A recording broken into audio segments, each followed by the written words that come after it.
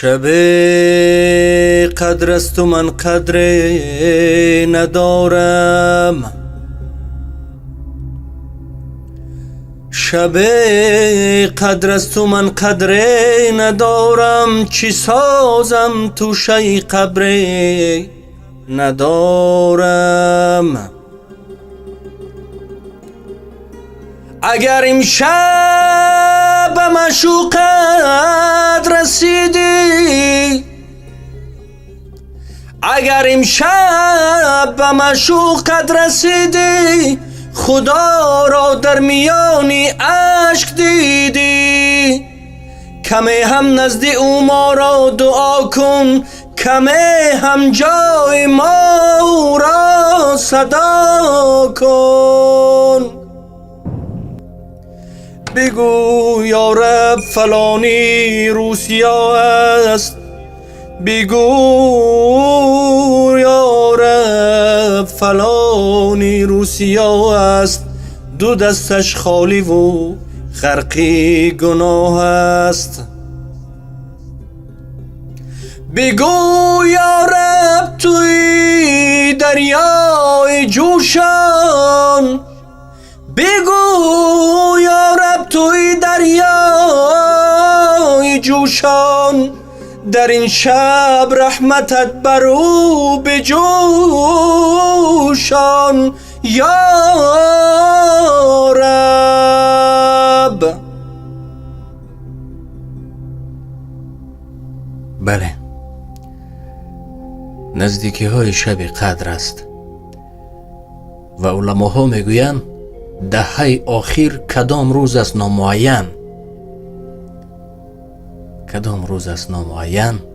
از این سبب در حق یکدیگر با دعا باشیم که این پارچه شعری که برای ما روان کردن، شب قدر است و من قدر ندارم، چه سازم توشه قبر ندارم.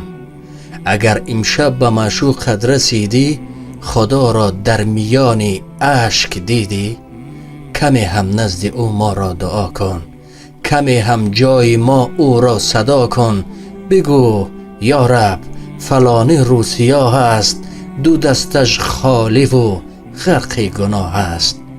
بگو یا رب توی دریای جوشان، در این شب رحمتت بر او بجوشان.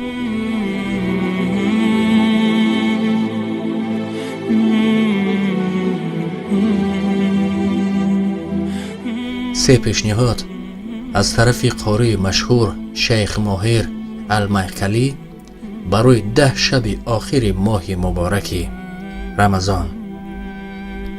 هر شب فقط 1 درم، 1 سومان، 1 دلار یا هر مقداری هست، یک به اندازه تواناییت صدقه بده. اگر صدقه شما به شب قدر راست آید، گویا 1000 ماه یعنی 84 سال صدقه داده اید. دوم، هر شب 2 رکعت نماز شب تهجد بخوان. اگر نماز شما به شب قدر راست آید، گویا 1000 ماه یعنی 84 سال نماز تهجد خوانده اید. سوم، هر شب 3 بار سوره اخلاص را، قل هو الله احد را بخوان که اگر این کار به شب قدر راست آید، گویا 1000 ماه یعنی 84 سال قرآن را هر روز ختم کرده اید.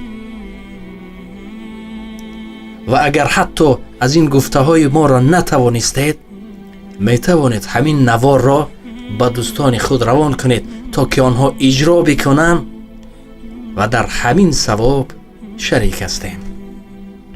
و السلام علیکم و رحمت الله و برکاته. در همین جا با شما خداحافظی میکنیم دوستان عزیز. این شب قدر گفته می شود که هر شب نیست، از این سبب کوشش کنید تا پیداش بکنید و هر راز دل دارید به پروردگار برسانید. در حق ما نیز دعا را فراموش نکنید. اگر خطایی باشد از جانب ما ببخشید و باقی خدا حافظ تا برنامه های دیگر.